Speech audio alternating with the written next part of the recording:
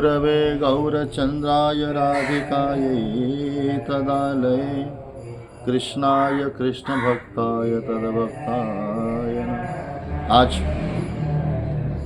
वृंदावन के जो सबसे बड़ा प्राचीन मंदिर है, हमारे गौड़ीय परंपरा में जो सप्त देवालय हैं और वृंदावन के जो 3 मंदिर और भी हैं, बांकी बिहारी मंदिर हैं, राधा वल्लभ मंदिर हैं, राधा जुगल किशोर हैं। हम कुछ भक्त लोगों ने कह रहे थे महाराज जी आप राधा वल्लभ के बारे में कुछ बताइए। तो हम लोग कुछ कहना चाहते हैं। राधा वल्लभ दर्शन दुर्लभ हैं। जब तक वृंदावन आते हैं राधा वल्लभ बिहारी जी और सप्त देवालय में दर्शन नहीं करते हैं तो वो अधूरा मानी जाती हैं, उसका पूर्णतः या फल प्राप्त नहीं हो सकता है। इसीलिए जब वृंदावन आएंगे राधा वल्लभ को अवश्य दर्शन करना चाहिए। तो कह रहे हैं हित हरिवंश महाप्रभु जी का, तो कह रहे हैं हित हरिवंश महाप्रभु जी का अत्यंत लाडला ठाकुर जी हैं, अत्यंत प्राण प्रियतम ठाकुर जी हैं और राधा वल्लभ लाल जी हैं। और जो हित हरिवंश महाप्रभु, एक बता दूं, हित हरिवंश महाप्रभु जी जो हैं वो बंसी का अवतार हैं।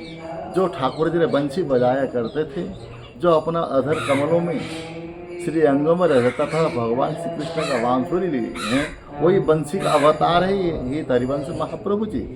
उन्हीं का ही लाला ठाकुर जी है, सब राधा वल्लभ लाल हैं। इसीलिए बहुत सुंदर ठाकुर जी हैं।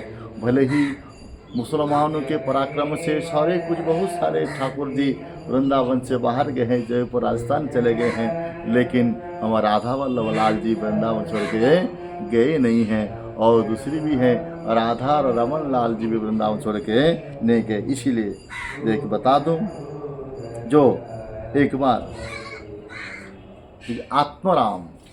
आत्मदेव नामक एक ब्राह्मण थे।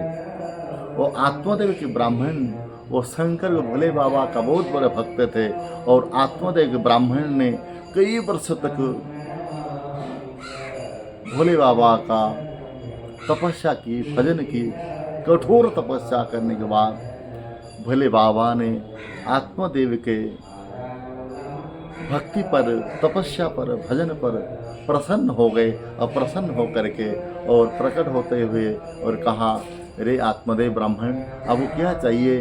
तो आप भी कुछ वर मांगो, तुम्हारी तपस्या, तुम्हारे भजन में, तुम्हारा साधन से हम बहुत प्रसन्न हैं, कुछ वर मांग लो।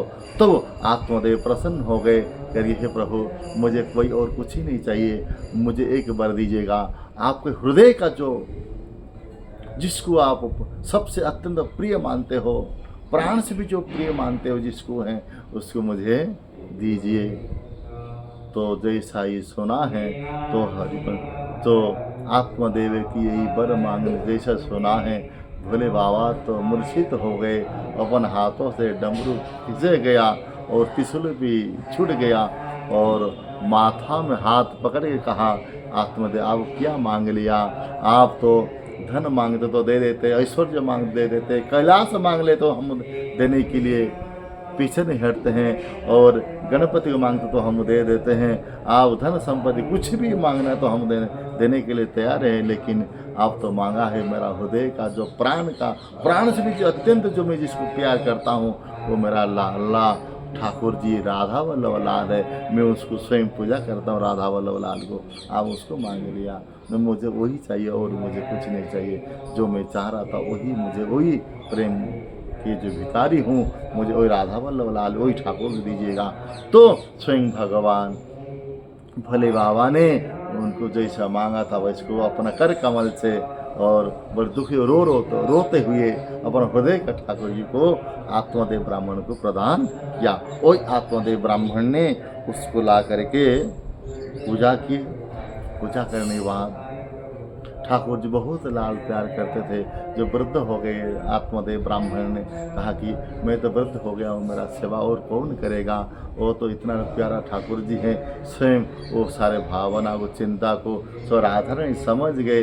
राधा रानी ने स्वयं उनके प्रिय सखी, जो प्रिय जो आत्मज प्रिय अत्यंत प्यारे जो सखी को जो हित हरिवंश महाप्रभु जी को भेजा है, क्योंकि हित हरिवंश महाप्रभु जी एक सखी का स्वरूप भी है और वंशी का अवतार भी है।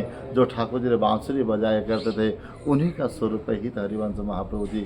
और बांसुरी को पकड़ और कहा, अरे बांसुरी तुम जाओ, जा करके एक साधु बन करके जाइएगा और मेरे जो लाल जो राधा वल्लभ लाल को आप स्वीकार कीजिए और आप सेवा को ग्रहण कीजिए। वही जो शंकर भगवान भोले बाबा का जो प्राण प्रियतम ठाकुर जी जो आत्मदेव ब्राह्मण सेवा करते थे, वही ठाकुर जी ही आज हमारे हित हरिवंश महाप्रभु जी सेवा को ग्रहण किए। कैसे किए हम लोग बताते हैं।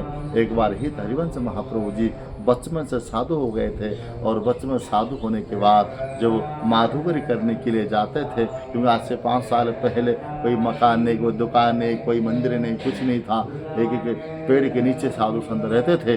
तो स्वयं राधा स्वयं हित हरिवंश महाप्रभु जो छोटे साधु बन गए थे, उस समय जो हर घर 5-7 घर में माधुकरी मांगना उनका नियम था, नित्य नियम था।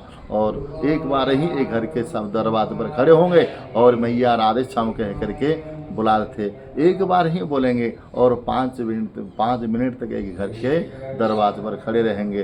तब मगर 5 मिनट के अंदर कोई भी सुन करके रोटी दिया तो लेंगे, नहीं तो दूसरे घर में चले जाते थे। उनका ऐसा नियम था। तो हित हरिवंश महाप्रभु जी ने ऐसे करते थे, वैसा उनका जीवन निर्वाह करते थे।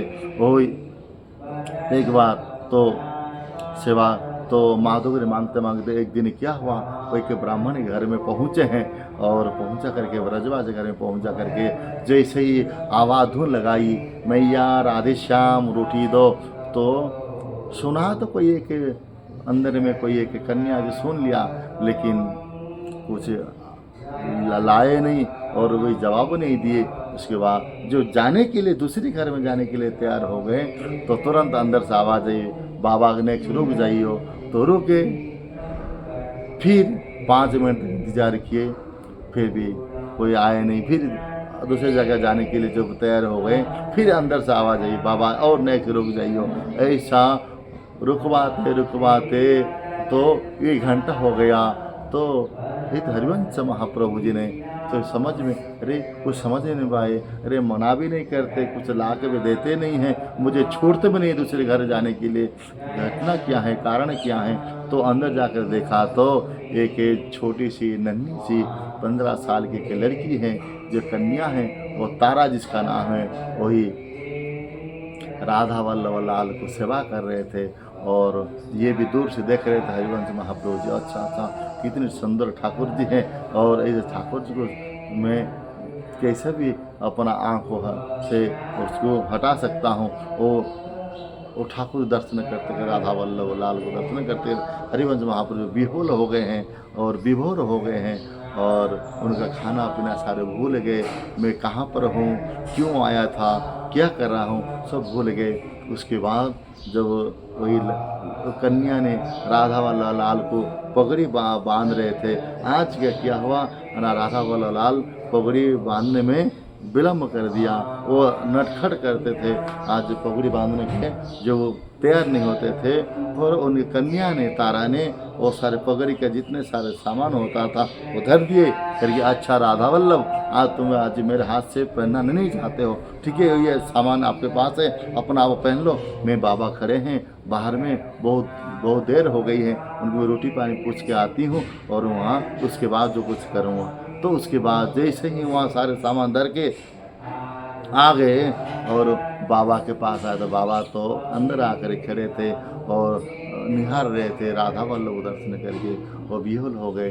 और स्वयं ठाकुर जी ने कहा है और ठाकुर जी को दर्शन करते करते राधा वल्लभ लाल ने राधा वल्लभ दर्शन कर हरिवंश महाप्रभु जी ने प्रसन्न हो गए। और प्रसन्न होकर के और वही कन्या ने कहा है, बाबा तुम्हें क्या चाहिए, आप रोटी चाहिए, दुकान चाहिए, कुछ जो कुछ चाहिए तो हम देने के लिए तैयार हैं।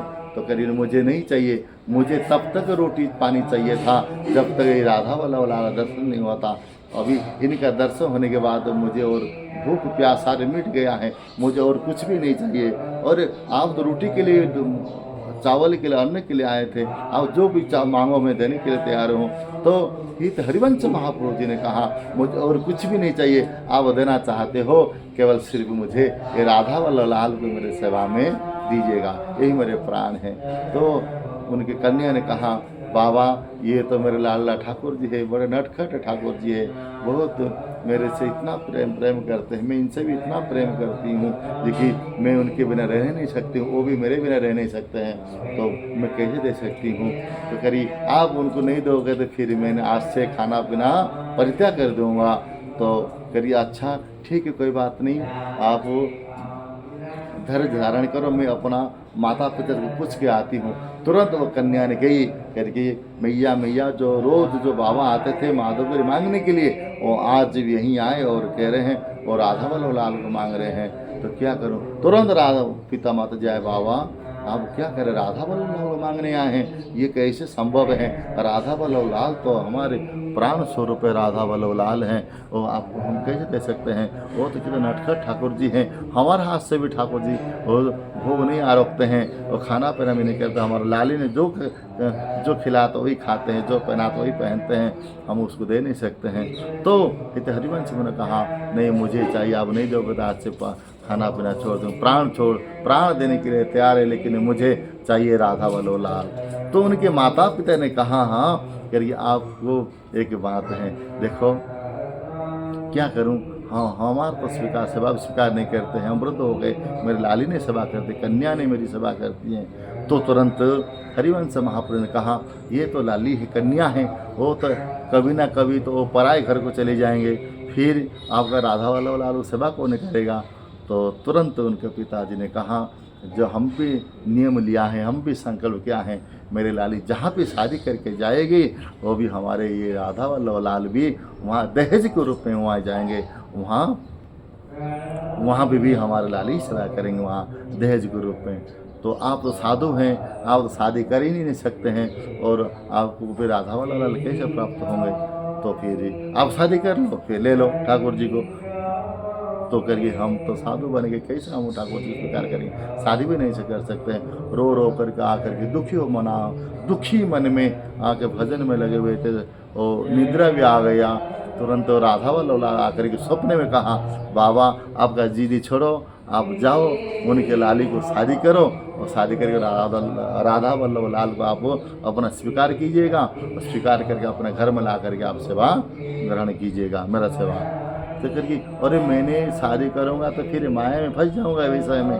तो करिए मेरे आशीर्वाद हैं, मैं तुम्हें कृपा करता हूँ, तुम्हें माया में फंसना नहीं होगा, आप राधा वल्लभ लाल को ले आओ, ला करके सेवा स्वीकार करो।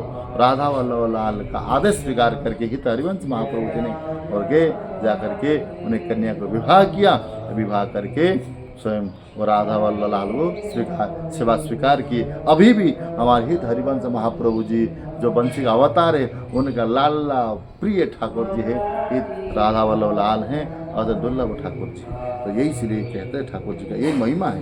तो इसलिए तो ठाकुर जी का महिमा इस प्रकार रहता है, जो कि जब वृंदावन धाम में आते हैं, जब तो हमारे वृंदावन धाम में तो प्राचीन मंदिर का दर्शन नहीं करेंगे, प्राचीन